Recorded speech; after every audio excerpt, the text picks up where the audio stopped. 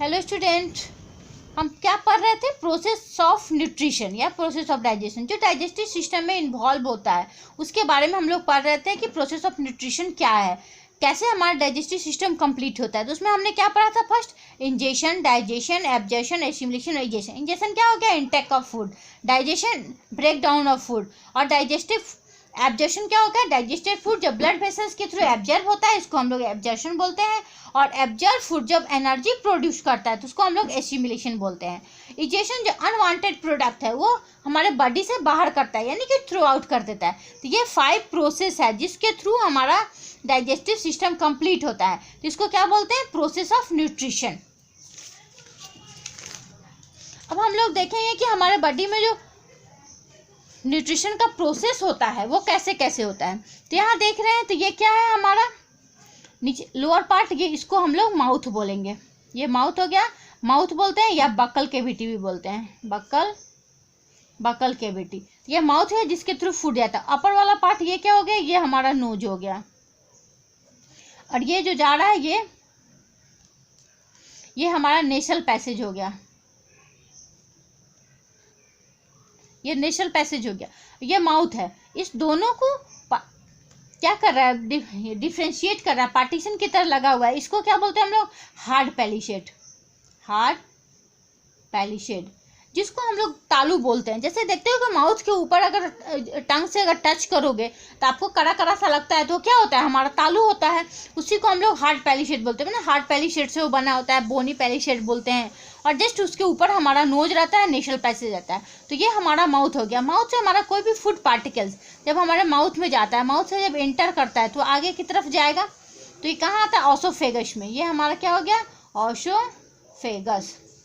और जहाँ पे हमारा नोसल पैसेज और माउथ दोनों एक जगह खुलता है, जैसे यहाँ माउथ से क्या जो हम लोग रेस्पिरेशन लेते हैं नोज के थ्रू रेस्पिरेट लेते हैं, एक जगह यहाँ पे मिलता है। दोनों ट्यूब एक जगह जब मिलेगा इसको हम लोग क्या बोलते हैं? फेरिंग्स बोलते हैं। ठीक है, फेरिंग्स बोलते हैं जहाँ पे दोनों आपका मिलता है। इसके जस्ट नीचे लैरिक्स प्रेजेंट होता है। फेरिंग्स के जस्ट नीचे लैरिक्स प्रेजेंट होता है। और ये क्या हो गया? हमारा ओसोफेगस हो गया, जिसके थ्रू फूड पार्टिकल आपका इंटर कर रहा है। तो माउथ के थ्रू फूड पार्टिकल इंटर कर रहा है। फिर ओसोफेगस में क्या? ओसोफेगस ये कहाँ आया? हमारे स्टोमक में आ गया। स्टोमक में आने से क्या होगा? इसका डाइजेशन होता है। तो सबसे पहले तो डाइजेशन कहाँ स्टार्ट है? सबसे पहले क्वेश्चन पूछा जाएगा कि डाइजेशन स्टार्ट कहाँ से होता है।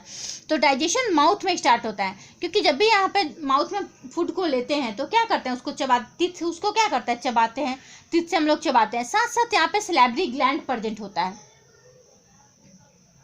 यहीं पे सैलिवरी ग्लैंड प्रेजेंट होता है। तो हमारे पास 3 सैलिवरी ग्लैंड होते हैं, जिसमें 2 हमारे कान के पास रहते हैं और एक टंग के नीचे प्रेजेंट होता है। तो उस सैलिवरी ग्लैंड से सलाइवा सीक्रेट होता है। तो उस सैलिवरी ग्लैंड से क्या निकलता है? सैलिवरी ग्लैंड से सलाइवा सीक्रेट होता है। इस सलाइवा में जो एंजाइम होता है उसको बोलते हैं एमाइलेज। एमाइलेज ये किसको ब्रेक करता है? स्टार्च को। किसमें? शुगर में। ठीक है, तो ये सलाइवरी ग्लैंड से हमारे माउथ में सलाइवरी ग्लैंड से सलाइवा सीक्रेट होता है। और इस सलाइवा में एमाइलेज नाम का एंजाइम प्रेजेंट होता है, जो क्या करता है? स्टार्च को ब्रेक करता है। और स्टार्च जब ब्रेक करता है तो वो शुगर में कन्वर्ट हो जाता है। तो सबसे पहला डाइजेशन हमारा कहाँ शुरू होता है? माउथ में शुरू होता है। फिर माउथ से हमारा फूड यहाँ स्टोमक में आता है। फिर स्टोमक में भी हमारा डाइजेशन होता है। तो स्टोमक में क्या होता है? गैस्ट्रिक जूस सीक्रेट होता है। स्टोमक से हमारा 3 टाइप का गैस्ट्रिक जूस सीक्रेट होता है। 3 टाइप का गैस्ट्रिक जूस सीक्रेट होता है, जिसमें पहला क्या हो जाता है? HCl। दूसरा हो गया पेप्सिन। थर्ड हमारा म्यूकस। ठीक है, तो स्टोमक से गैस्ट्रिक जूस सीक्रेट होता है, जिसमें HCl, पेप्सिन और म्यूकस सीक्रेट करता है। HCl का वर्क क्या है? ये क्या करता है? बैक्टीरिया को, माइक्रोब्स को किल करता है। Kill the pathogens. पैथोजेंस को वो किल करता है। और साथ साथ फूड को एसिडिक बनाता है। Make food acidic. तो HCl का फंक्शन क्या हो गया? जो पैथोजेंस है या माइक्रोब्स है जो हमारे माउथ में, हमारे स्टोमक में आते हैं फूड के थ्रू, वाटर के थ्रू, उसको क्या करता है? किल करता है। तो HCl पैथोजेंस को किल करता है, साथ साथ फूड को एसिडिक बनाता है, क्योंकि माउथ में जो सलाइवा से जो एंजाइम सीक्रेट हो रहा है एमाइलेज, वो फूड को एल्कलीन बना देता है। वो एल्कलीन फूड को एसिडिक बनाता है, क्योंकि जब तक हमारा फूड एसिडिक नहीं होगा तब तक पेप्सिन वर्क नहीं करता है। तो पेप्सिन क्या करता है, ये प्रोटीन को ब्रेक करता है। पेप्सिन प्रोटीन को ब्रेक करता है, पेप्सिन प्रोटीन को ब्रेक करता है। और ये वर्क तब तक नहीं करता है जब तक हमारा फूड एसिडिक नहीं होगा। तो HCl का होना मस्ट है। HCl क्या करता है, पैथोजेंस को किल किया, फूड को एसिडिक बनाया, तो पेप्सिन प्रोटीन को ब्रेक करता है। साथ साथ ये म्यूकस है। म्यूकस क्या करता है, म्यूकस हमारे स्टोमक वाल को प्रोटेक्ट करता है। म्यूकस स्टोमक वाल को प्रोटेक्ट करता है, स्टोमक वाल को प्रोटेक्ट करता है। कैसे, HCl जब सीक्रेट होगा, HCl तो कोरेसिव नेचर का होता है, वो हमारे स्टोमक वाल को हार्म पहुंचा सकता है, इसलिए ये क्या करता है, एक गाढ़ा लेयर की तरह म्यूकस होता है जो स्टोमक वाल को प्रोटेक्ट करता है, जिसके कारण जो भी केमिकल रिएक्शन इसमें होगा, डाइजेशन होगा, वो हमारे वाल को हार्म नहीं पहुंचाएगा, हमारा स्टोमक वाल प्रोटेक्ट रहेगा। इसके बाद फूड स्टोमक में 3 से 4 घंटे तक हमारा फूड स्टोर करता है। उसके बाद ये आगे बढ़ता है। फूड हमारा जब आगे बढ़ेगा, डाइजेस्टेड होने के बाद, पार्शियली डाइजेस्टेड होता है, उसके बाद ये हमारा लीवर हो गया। लीवर से बाइल जूस सीक्रेट होता है, लीवर से बाइल जूस सीक्रेट होता है। बाइल जूस सीक्रेट होता है जो कहाँ जमा होता है, गोल ब्लैडर में। क्या हो गया, हमारा गोल ब्लैडर। तो लीवर से बाइल जूस जो सीक्रेट होता है वो हमारे गोल ब्लैडर में स्टोर होता है। तो इस गोल ब्लैडर से फिर हमारे फूड में ये बाइल जूस ये मिक्स हो जाता है। ये बाइल जूस क्या करता है, फैट को तोड़ता है। बाइल जूस फैट को ब्रेक करता है। उसके बाद ये आगे की तरफ बढ़ेगा तो यहाँ पेनक्रियाज है। जस्ट स्टोमक के नीचे पेनक्रियाज प्रेजेंट होता है, और पेनक्रियाज से भी पेनक्रियाटिक जूस सीक्रेट होता है। पेनक्रियाज से पेनक्रियाटिक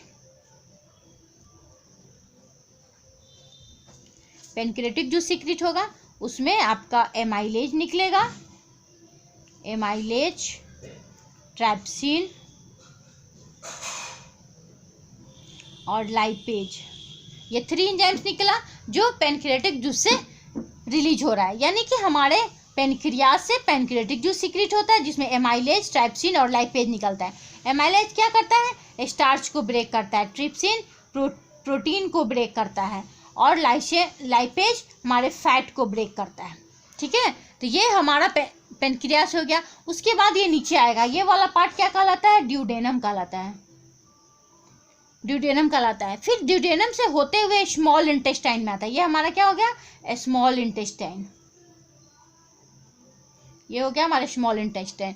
तो स्मॉल इंटेस्टाइन में फाइनल डाइजेशन, हमारा फूड का फाइनल डाइजेशन होता है। यानी कि जो हमारा स्टार्च है, ग्लूकोज है, वो किस में, ग्लूकोज में चेंज हो जाता है। जो हमारा स्टार्च है वो ग्लूकोज में चेंज हो गया। फैट जो है वो फैटी एसिड में चेंज हो गया। प्रोटीन जो है वो एमिनो एसिड में चेंज हो गया। यानी कि फाइनल डाइजेशन हमारा स्मॉल इंटेस्टाइन में हो गया। उसके बाद ये फाइनल डाइजेशन होने पे यहीं पे क्या होता है, स्मॉल इंटेस्टाइन में विलाई प्रेजेंट होता है। इसके आगे का देखोगे तो क्या होता है, स्मॉल इंटेस्टाइन में ये विलाई प्रेजेंट होता है। इस विलाई के अंदर ब्लड वेसल्स प्रेजेंट होता है। ये ब्लड वेसल्स है।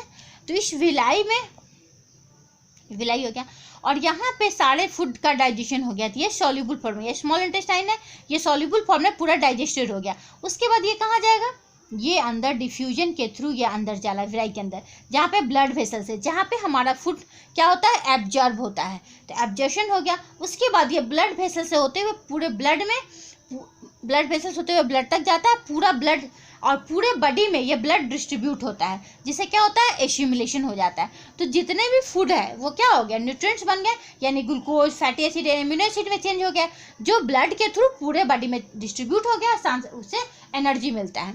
उसके बाद जो इसमें स्मॉल इंटेस्टाइन में जो बच जाता है हमारा अनडाइजेस्टेड फूड, जो डाइजेस्ट नहीं हो पाता है, वो कहाँ जाता है, हमारा लार्ज इंटेस्टाइन में जाता है। तो ये कहाँ क्या है, हमारा लार्ज इंटेस्टाइन, लार्ज इंटेस्टाइन में जाएगा। उसमें जो अनडाइजेस्टेड फूड का जो एक्सेस वाटर होता है वो लार्ज इंटेस्टाइन में एब्जॉर्ब हो जाता है। लार्ज इंटेस्टाइन में एब्जॉर्ब होने के बाद वो लार्ज इंटेस्टाइन होते हुए रेक्टम में जमा हो जाता है। इस पार्ट को हम लोग क्या बोलते हैं? रेक्टम। रेक्टम में जमा हो जाता है और उसके बाद एनस के थ्रू जब ये फिल हो जाता है तो एनस के थ्रू ये बाहर रिलीज हो जाता है। तो ये हमारा प्रोसेस हो गया न्यूट्रिशन का, यानी कि डाइजेस्टिव सिस्टम में हमारा फूड कैसे डाइजेस्ट होता है और कैसे हमें न्यूट्रिशन मिलता है। जो अनडाइजेस्टेड फूड होता है वो रेक्टम में जमा हो गया, फिर एनस के थ्रू बाहर निकल जाता है। तो ये क्या हो गया? हमारा डाइजेस्टिव सिस्टम कंप्लीट हो गया।